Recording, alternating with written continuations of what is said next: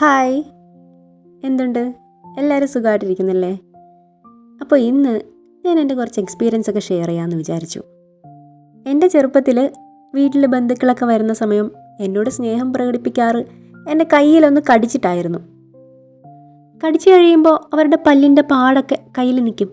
അപ്പോൾ അവർ പറയും, ഇതാണ് ടൈറ്റിൻ്റെ പുതിയ സൊനാറ്റ, ഒരു വാച്ച് എന്നുള്ള രീതിയിൽ എൻ്റെ അടുത്ത് പറഞ്ഞ് ചിരിച്ചിട്ടങ്ങ് പോകും. കാര്യം അവർ തമാശയ്ക്ക് ചെയ്യുന്നതാണെങ്കിൽ പോലും എനിക്കത് അത്രയ്ക്ക് അങ്ങോട്ട് ഇഷ്ടമല്ലായിരുന്നു. വാച്ചിൻ്റെ ഷേപ്പ് എന്നൊക്കെ പറഞ്ഞ് പല്ല് പതിപ്പിച്ചിട്ട് പോകുമ്പോൾ എനിക്ക് ആ തുപ്പലിൻ്റെ സ്മെല്ലും പല്ലിൻ്റെ പാടും മാത്രമേ അതിൽ കാണാൻ പറ്റിയിട്ടുള്ളൂ. ഞാൻ ഈ ഇഷ്ടമില്ലായ്മയൊക്കെ വീട്ടിൽ പ്രകടിപ്പിക്കുമ്പോൾ എല്ലാവരും പറയുക, അവർ സ്നേഹം കൊണ്ട് ചെയ്തതല്ലേ, അതിലിപ്പോൾ എന്താ എന്നൊക്കെയാണ്.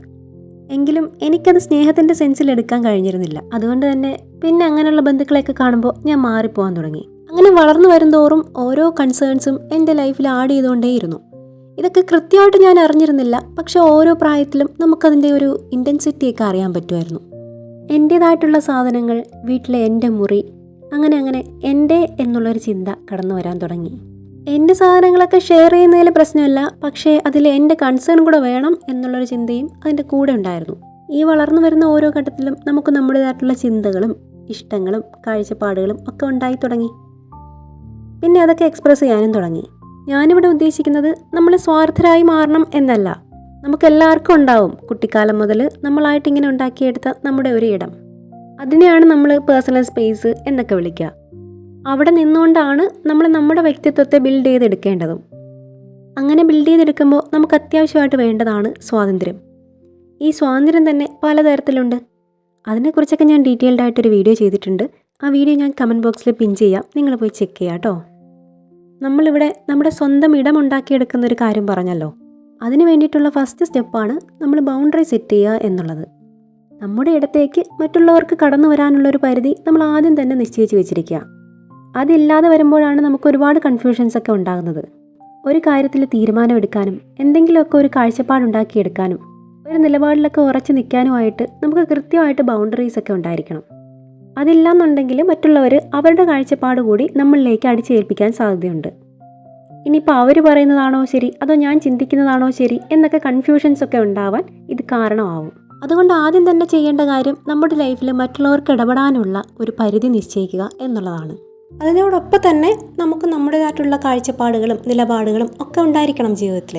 അങ്ങനെ ആകുമ്പോൾ നമുക്ക് തീരുമാനങ്ങൾ എടുക്കാൻ ബുദ്ധിമുട്ടുണ്ടാകില്ല. ഇവിടെ ഞാൻ ഉദ്ദേശിക്കുന്നത് മറ്റുള്ളവർക്ക് ഒരിക്കലും നമ്മളോട് ഒപ്പീനിയൻസ് പറയാനോ അല്ലെങ്കിൽ എന്തെങ്കിലും കാര്യങ്ങളിൽ അഭിപ്രായം പറയാനോ സ്വാതന്ത്ര്യമില്ല എന്നല്ല. നമുക്കൊരു സെക്കൻഡ് ഒപ്പീനിയൻ വേണ്ടപ്പോൾ അത് എടുക്കുന്നതിൽ ഒരു തെറ്റുമില്ല. അതുപോലെ മറ്റുള്ളവർ അഭിപ്രായങ്ങൾ പറയുമ്പോൾ എപ്പോഴും ഇഗ്നോർ ചെയ്യേണ്ട ആവശ്യവുമില്ല. പക്ഷേ എന്താണ് ഉള്ളിലേക്ക് എടുക്കേണ്ടത് എന്നതിൽ നമുക്കൊരു ക്ലാരിറ്റി ഉണ്ടാകണം. അതുപോലെ തന്നെ നമ്മുടെ ഏറ്റവും പേഴ്സണലായിട്ടുള്ള സ്പേസിൽ വന്ന് മറ്റുള്ളവർ അഭിപ്രായം പറയുമ്പോൾ അത് നമ്മൾ ചെവിക്കൊള്ളണമെന്നുമില്ല. മാത്രമല്ല, നമ്മുടെ ബൗണ്ടറീസിനെ അവർ മാനിക്കുന്നില്ല എന്നുണ്ടെങ്കിൽ നമുക്കത് എക്സ്പ്രസ് ചെയ്യാവുന്നതാണ്, വളരെ സഭ്യമായിട്ടുള്ള ഭാഷയിൽ. ഇനി ആരാണ് ഈ മറ്റുള്ളവർ എന്നതിലും നിങ്ങൾക്കൊരു ക്ലാരിറ്റി ഉണ്ടാവണം. അതിൽ നമ്മുടെ ഏറ്റവും അടുത്ത ആൾക്കാരുണ്ടാവാം, അകന്ന ആൾക്കാരുണ്ടാവാം. ഓരോരുത്തർക്കും എത്രത്തോളം സ്പേസ് ആവശ്യമാണ് എന്നുള്ളതൊക്കെ നമ്മൾ തന്നെ കണക്കാക്കി വെച്ചിരിക്കണം. അതായത് നമ്മൾ സ്പേസ് ഉണ്ടാക്കി എടുക്കുന്ന അത്രത്തോളം ഇമ്പോർട്ടൻ്റ് ആയിട്ടുള്ള കാര്യമാണ് അതിനെ മെയിൻറ്റെയിൻ ചെയ്ത് പോവുക എന്നുള്ളതും. അതിനു വേണ്ടിയിട്ടുള്ള ഒന്നാമത്തെ സ്റ്റെപ്പാണ് നമ്മളിപ്പോൾ ഇവിടെ പറഞ്ഞത്, പേഴ്സണൽ ബൗണ്ടറീസ് സെറ്റ് ചെയ്യുക. ഇനി വേണ്ടത് നോ പറയാൻ പഠിക്കുക എന്നുള്ളതാണ്. നമുക്ക് എല്ലാവർക്കും ചെയ്യാൻ ബുദ്ധിമുട്ടുള്ളൊരു കാര്യവും അത് തന്നെയാണ്. ഓപ്പോസിറ്റ് നിൽക്കുന്ന ആൾ എന്നെക്കുറിച്ച് എന്ത് ചിന്തിക്കും എന്നുള്ളതാണ് ഇതിന് മെയിനായിട്ടുള്ള റീസൺ. ശരിക്കും പറഞ്ഞാൽ മറ്റുള്ളവർ എന്ത് ചിന്തിക്കും എന്നുള്ളൊരു തോട്ടാണ് നമുക്ക് നമ്മളോട് തന്നെ ഉള്ള ഒരു സ്നേഹം ഇല്ലാതാക്കുന്നത്. ഒരു മനുഷ്യനും ജീവിതത്തിൽ മറ്റുള്ളവരെക്കുറിച്ച് മാത്രം ചിന്തിച്ചിരിക്കാൻ സമയം ഉണ്ടാവില്ല. എല്ലാവരും കൂടുതലും അവനവനെക്കുറിച്ച് തന്നെയാണ് ചിന്തിക്കുന്നത്. ഇത് പക്ഷേ നമ്മൾ റിയലൈസ് ചെയ്യണമെങ്കിൽ കുറേ നാളെടുക്കും. ആദ്യമേ തന്നെ മനസ്സിലാക്കേണ്ട കാര്യം, അവരുടെ ചിന്തയെ നമുക്ക് പോയി കൺട്രോൾ ചെയ്യാൻ കഴിയില്ല. അതുകൊണ്ട് തന്നെ അതിനെക്കുറിച്ച് ഇഗ്നോർ ചെയ്യുക. നമ്മളുണ്ടാക്കിയ ഇടത്തിൽ നമ്മുടെ കാഴ്ചപ്പാടുകളും നമ്മുടെ മൂല്യങ്ങളും ഒക്കെ അനുസരിച്ചിട്ടുള്ള കാര്യങ്ങൾ തീരുമാനിക്കുക. നമ്മുടേതായ ശരിതെറ്റുകൾ നേരത്തെ തന്നെ ഡിഫൈൻ ചെയ്ത് വെച്ചാൽ ഈ പണി നമുക്ക് എളുപ്പമാവും. സ്വന്തമായിട്ട് എത്തിക്സ് ഉണ്ടാകുമ്പോൾ മറ്റുള്ളവർ എന്ത് ചിന്തിക്കും എന്നാലോചിച്ച് തലപോയിക്കേണ്ട കാര്യവും നമുക്ക് വരുന്നില്ല.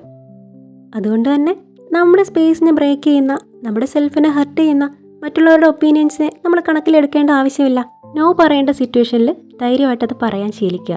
ഈ 2 സ്റ്റെപ്പ് ഫോളോ ചെയ്താൽ തന്നെ നമുക്ക് നമ്മുടേതായിട്ടുള്ള സ്പേസ് ഉണ്ടാക്കിയെടുക്കാനും നമ്മുടെ ഉള്ളിലുള്ള കൺഫ്യൂഷൻസൊക്കെ ഇല്ലാതാക്കിയെടുക്കാനും പറ്റും. അപ്പോൾ വീഡിയോ ഇഷ്ടമായാൽ ചാനൽ കൂടി സബ്സ്ക്രൈബ് ചെയ്ത് ഒന്ന് സപ്പോർട്ട് ചെയ്യുക. പിന്നെ നിങ്ങൾക്ക് ഇഷ്ടമുള്ള ടോപ്പിക്സ് കൂടി ഒന്ന് സജസ്റ്റ് ചെയ്യുക. നമുക്കിനിയും ഇതുപോലുള്ള വീഡിയോസൊക്കെ ചെയ്യാവുന്നതാണ്. പിന്നെ നിങ്ങൾക്ക് ഇഷ്ടമുള്ളവർക്ക് കൂടി ഇതൊന്ന് ഷെയർ ചെയ്തും കൊടുക്കുക.